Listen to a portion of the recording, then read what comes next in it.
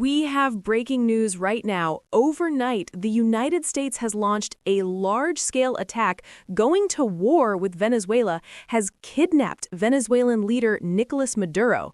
Donald Trump has announced at like 1 a.m., 2 a.m., I just woke up and I'm seeing this right now, that we have conducted large-scale strikes in Venezuela. He also says that Nicolas Maduro, along with his wife, have been captured and have been flown out of the country. There are no reports that Congress was ever notified of the strike overnight or the fact that we had just kidnapped the Venezuelan leader. This is a major development right now.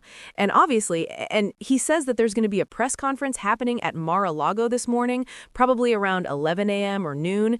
This happened in the dead of night while most Americans were asleep. Most Americans are waking up to the news right now that we have just captured a foreign leader and we have just struck Venezuela. I'm not making this up. Spread the word. Follow along for all the news you need to know about. It's going to be a wild day. Bro, do you know how terrified every other world leader will be right now seeing the U.S. capture the president of Venezuela like that? It was just yesterday that he was giving interviews on TV talking about how he's willing to negotiate with the U.S. to combat drug trafficking for one of the first times. He goes to sleep that night, who knows where, but he was the president, and so it's going to be somewhere hella secure. And then between 12 and 3 a.m., we hear that the U.S.'s Army's Delta Force, which is their top counterterrorism unit, has got boots on the ground in Venezuela. They've managed to snatch him and his wife from his own country, put him on a chopper, and fly him to an undisclosed location. No one knows where he is. We don't know if he's alive. We don't know what this means for Venezuela's future. Is this an act of war? Is this a major breach of international law? Does the U.S. even care about that?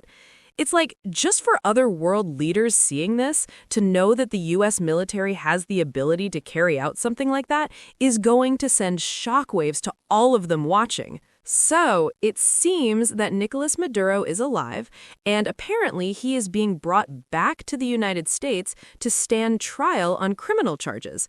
This is according to a Republican Senator, Mike Lee, who spoke with Marco Rubio on the phone earlier. We also now know that those strikes on Venezuela were merely a distraction, and apparently were only deployed to protect and defend those executing the arrest work, which was their main objective. Now, Marco Rubio says that he anticipates no further action in Venezuela now that Maduro is in U.S. custody. World leaders are beginning to react to Maduro's capture.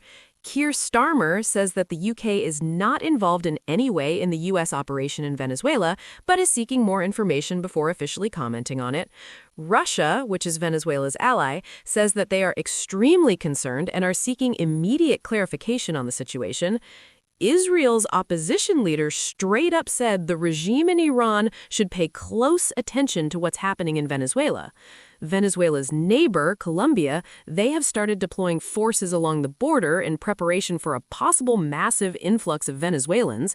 The European Union are calling for restraint, but said that the EU has repeatedly stated that Maduro lacks legitimacy.